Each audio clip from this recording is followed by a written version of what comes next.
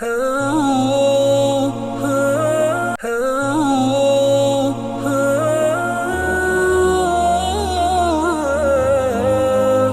புனித மஸ்ஜித் அக்ஸாவுடைய ஹுத்பாவின் தலைப்பு நன்மைகளை பெற்றுக்கொள்வதற்காக வேண்டி பொறுமையாக இருப்போம் என்பதாகும்.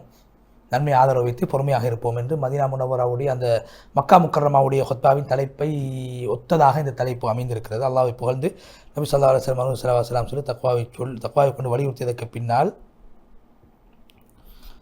அல்லாஹ்வுடைய அடியார்களை நாங்கள் அல்லாஹ்வுக்கும் ரசூலுக்கும் நீங்கள் கட்டுப்படக்கூடியவர்களாகவே உங்களை நாங்கள் காண்கின்றோம். குர்ஆன் ஓதக்கூடியவர்களாக, ஹஜ் செய்யக்கூடியவர்களாக நாங்கள் பார்க்கின்றோம். ஒற்றுமையின் மூலமாக தான் உங்களுடைய மார்க்கம் பாதுகாக்கப்பட்டிருக்கிறது. ஐக்கியம் உங்களுடைய மார்க்கம், உங்களுடைய அடையாளமாக இருக்கிறது. இஸ்லாம் முஸ்லீமாக இருப்பதே மிகப்பெரிய கண்ணியமாக இருக்கிறது. இஸ்லாம் என்பது எங்களுடைய செல்வமாக, எங்களுக்கு கிடைத்த பாக்கியமாக இருக்கிறது, நிம்மதியாக இருக்கிறது. எனவே நாங்கள் ஒவ்வொருவரும் சொல்லிக் கொண்டிருக்கிறோம், யா அல்லாஹ் இந்த உலகத்தை நீ ஆளக்கூடியவனாக இருக்க, உன்னிடத்திலே இந்த உலகத்தை கேட்பதற்கு நாங்கள் வெட்கப்படுகிறோம். அப்படி இருக்கின்ற போது இந்த உலகமே சொந்தமில்லாதவர்களிடத்திலே, உலகத்தில் நிரந்தரம் இல்லாதவர்களிடத்தில் நாங்கள் எப்படி உலகத்தை கேட்பது? அல்லாஹ்வுடைய அடியார்கள், அல்லாஹ்வுடைய சட்டங்கள் இன்று அடியார்களுக்கு எது ஹைரோ அதை அல்லாஹ் அடியார்களுக்கு அல்லாஹ் தெரிவு செய்திருக்கிறான். எது நனவு இருக்கிறதோ அதில் அல்லாஹ் அடியார்களுக்கு அல்லாஹ் தஆலா அதை கடமையாக ஆக்கியிருக்கிறான். அல்லாஹ் நாடியதை படைத்து நாடியதை தெரிவு செய்யக்கூடியவராக இருக்கிறான். எனவே யார் அல்லாஹ்வுடைய முடிவுகளை பொருந்தி கொள்வார்களோ, சோதனைகள் ஏற்படுகின்ற போது பொறுமையை காப்பார்களோ, அவர்களுக்கு மிகப்பெரிய கூலி அல்லாஹ் கொடுப்பான். அவருடைய உள்ளத்தில் தக்வாவை உண்டாக்குவான், சோதனைகளுடைய நேரத்தில் பொறுமையை நசீபாக்குவான். அல்லாஹ்வுடைய முடிவுகளை ஏற்றுக்கொள்ளக்கூடிய உள்ளத்தை அல்லாஹ் அவர்களுக்கு கொடுப்பான். அல்லாஹ்வுடைய அடியார்களே, சோதனைகளுடைய நேரத்திலும் சில பாக்கியங்களை அல்லாஹ் வைத்திருக்கிறான். அதை நான் கட்டாயம் புரிந்து கொள்ள வேண்டும். என்ன காரணம் என்றால், சோதனைகளின் மூலமாக அல்லாஹ் எங்களை பாவங்களை விட்டு பரிசுத்தப்படுத்துகிறான். பொறுமையுடைய நன்மை அல்லாஹ் எங்களுக்கு வழங்குகிறான். பராமுகத்தை விட்டும் அல்லாஹ் எங்களுக்கு விழிப்புணர்வை உண்டு பண்ணுகின்றான். ஆரோக்கியத்தின் போது நோயாக இருக்கின்ற போது ஆரோக்கியம் என்ற நியமத்தை நாங்கள் விளங்கிக் கொள்ள வேண்டும். தௌபாவுக்கு அது காரணமாக அமைகிறது. சதக்கா செய்ய வேண்டும் என்ற உணர்வை ஏற்படுத்துகிறது. சோதனைகள் ஏற்படுகின்ற போது எல்லாம் சோதனைகளின் மூலமாக நாம் பெறக்கூடிய இன்பங்களும் நியமத்துக்களும். நாம் இப்போது மரணங்கள் அதிகரிக்கக்கூடிய காலத்திலே வாழ்ந்திருக்கிறோம். சோதனைகள் பெருகி இருக்கக்கூடிய காலத்தை அடைந்திருக்கிறோம். சொன்னார்கள், எந்த குடும்பம்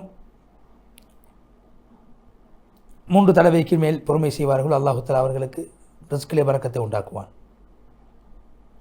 அல்லாஹு தஆலா அல்லாஹ்விடத்திலே முறைப்பாடு செய்யக்கூடியவர்களாக, அல்லாஹ்விடத்தினுடைய கர்மங்களை ஒப்படைக்கக்கூடியவர்களாக எங்களை ஆக்குவானாக. அல்லாஹ் பக்கம் செல்லக்கூடியவர்களாக எங்களை ஆக்குவானாக. அல்லாஹு தஆலா எடுத்ததை விட அதிகமாக எங்களுக்கு கொடுத்திருக்கிறான். பறித்ததை விட அதிகமாக அல்லாஹ் எங்களுக்கு வழங்கியிருக்கிறான். அல்லாஹ் எங்களுக்கு வழங்கி கொடுக்க நியமத்துக்கள் அது ஏராளம். அதுக்கு நீங்கள் முதல்ல நன்றி செலுத்துங்கள். அல்லாஹ்வுடைய பொருத்தத்தை, அவருடைய கிருபையை அடைந்து கொள்வதற்கு. அல்லாஹ்வுடைய அடியார்களே, இன்று மரணம் அதிகரித்து விட்டது. வாழ்க்கை கடினமாக மாறிவிட்டது.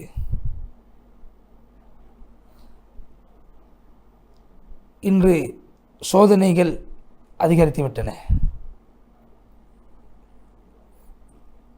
இன்று மனிதர்கள் பாவம் செய்யக்கூடியவர்களாக மாறிவிட்டார்கள்.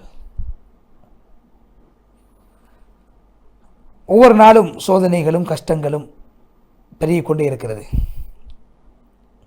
ஒரு காயம் வந்து அது சோமாகுவதற்கு முன்னால் இன்னொரு காயம் வருகிறது.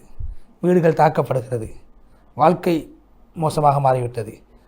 பொருளாதாரம் சேதப்படுத்தப்படுகிறது. குடும்பங்கள் அழிக்கப்பட்டு விட்டார். எங்களோட ஊரில் அல்லாஹ்விடத்திலே அல்லாஹ் எங்களை இந்த விட சோதனைகளை விட்டு பாதுகாக்க வேண்டும் என்று துஆ செய்கிறேன் என்று சொல்லிவிட்டு அல்லாஹ்வுடைய அடியார்களே, கியாமத்துடைய நாள் இதை விட பயங்கரமாக இருக்கும். நபி ஸல்லல்லாஹு அலைஹி வஸல்லம் சொன்னார்கள், முஸ்லீம்களுக்கு அல்லாஹு தஆலா, முஸ்லீம்கள் நபி ஸல்லல்லாஹு அலைஹி வஸல்லம் காலத்தில் மிகவும் சோதிக்கப்பட்டார்கள். அவர்கள் வாழ்ந்த இடங்களை கண்ணீரால் நிறைத்து விட்டார்கள். மிகப்பெரிய சோதனைகள் ஏற்பட்டது. கண்ணீர் வடிக்க ஆரம்பித்தார்கள். கண்களினால் கண்ணீர் வடிக்க ஆரம்பித்தார்கள். உள்ளத்தில் பயம் ஏற்பட்டது. அப்படியாக இருந்தாலும் நாங்கள் அல்லாஹ்வுக்கு பொருத்தமில்லாத விடயங்களை சொல்ல மாட்டோம் என்றுதான் சஹாபாக்கள் வாழ்ந்திருக்கிறார்கள். ஒரு மனிதன் தன்னுடைய மகனை ஒரு பிரயாணத்தில் வழி அனுப்புகிற போது ஒரு பெரியார் தன்னுடைய மகனை பார்த்து சொன்னார், என்னுடைய மகனே, நீ மௌத்தாகுவதன் மூலமாக உனக்கு மௌத் வருவதை விட்டு உன்னை பாதுகாக்க முடியாது. உனக்கு எழுதப்பட்ட மௌத் வரும். அல்லாஹ் அல்லாதவர்களின் பக்கம் எங்களுக்கு எந்த தேவையும் இல்லை. இந்த உலகம் என்பது ஒன்றோ இருக்கக்கூடிய காசு இல்லாமல் போய்விடும், அல்லது நேசத்துக்குரியவர்களோ பிரிந்து விடுவார்கள். யாரு சோதனைகளுடைய நேரத்தில் பொறுமை காக்கவில்லையோ அவர்களிடத்தில் எந்த நலவும் கிடையாது என்ற புத்திமதியை மகனுக்கு சொல்லி அனுப்பினார்கள். மனிதனை உனக்கு ஏற்பட்ட சோதனை, அதுக்கு பின்னால் ஒரு வெற்றி இருக்கிறது. பயந்தவர் அச்சம் தீர்ந்து வாழ்வார், சிறையில் அடைக்கப்பட்டவருக்கு விடுதலை கிடைக்கும். இவ்வாறுதான் உலக வாழ்க்கை என்ற கவிதையை படித்துவிட்டு, நாங்கள் அல்லாஹ்வை கொண்டு அழிவை விட்டு பாதுகாப்பு தேடுகிறோம், மோசமான இழிவான விடயங்களை விட்டு பாதுகாப்பு தேடுகிறோம்.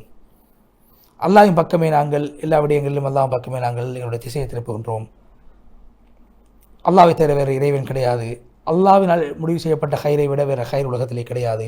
அல்லாஹ்விடத்திலே கெட்ட முடிவுகளை விட்டும், அவனுடைய நிஅமத்துக்கள் பறிபோகுவதை விட்டும், சோதனைகள் ஏற்படுவதை விட்டும் அல்லாஹ்விடத்திலே பாதுகாப்பு தேடுகிறோம் என்று சொல்லி ஹுத்பாவுடைய முதல் பகுதியை விட்டு விடைபெற்று சென்ற ஹத்தீப் அவர்கள் இரண்டாவது பகுதியிலே ஹத்தீப் யூசுப் அபு சுனைனா ஹஃபிதுல்லாஹ் அவர்கள் அல்லாஹ்வை புகழ்ந்து ஸல்லல்லாஹு சொன்னதுக்கு பின்னால், அல்லாஹ்வுடைய அடியார்களே, அல்லாஹு தாலா சொல்வான், அவர்களை பிடிங்கள், அவரிடத்திலே கேள்வி எனக்கு கேட்கப்படும்.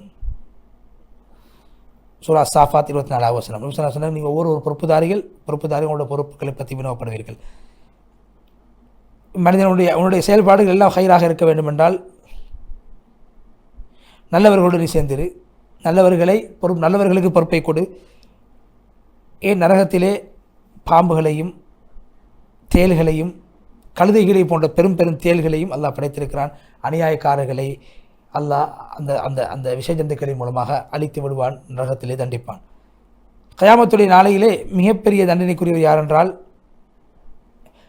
நேர்மையற்ற முறையில் ஆட்சி செய்த ஆட்சியாளர்.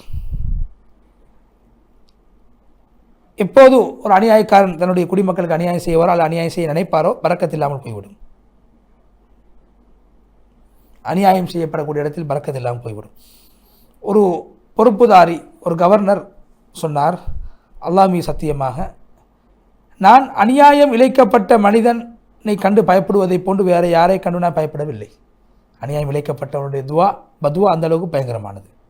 அல்லாஹ் உனக்கு போதுமானவன், எனக்கும் உனக்கும் இடையில் அல்லாஹ் இருக்கிறான், அல்லாஹ் உன்னை பார்த்துக்கொள்ள, அல்லாஹ் உன்னை பிடிப்பான் என்று ஒருவர் எனக்கு முன்னால் சொல்வது எனக்கு மிக மிகவும் எனக்கு அச்சத்தை ஏற்படுத்தக்கூடிய விடயம் என்று அந்த பெரியார் சொன்னார். அல்லாஹ்வுடைய அடியார்களே, இந்த உலகம் அது மாறி மாறி வரக்கூடியதாக இருக்கிறது. உலகத்துடைய செல்வங்கள் அது இரவல் பொருட்களைப் போல இன்றைக்கு நாங்கள் பாவிப்போம், என்னுடைய மூத்துக்கு பின்னால் மற்றவர்கள் அதை பாவிப்பார்கள். எனவே நாங்கள் எங்களுக்கு முன்னால் உள்ளவர்களை பார்த்து படிப்பினை பெற வேண்டும். எங்களுக்கு பின்னால் உள்ளவர்கள் எங்களை கண்டு படிப்பினை பெறக்கூடியவர்களாக நாங்கள் வாழ வேண்டும்.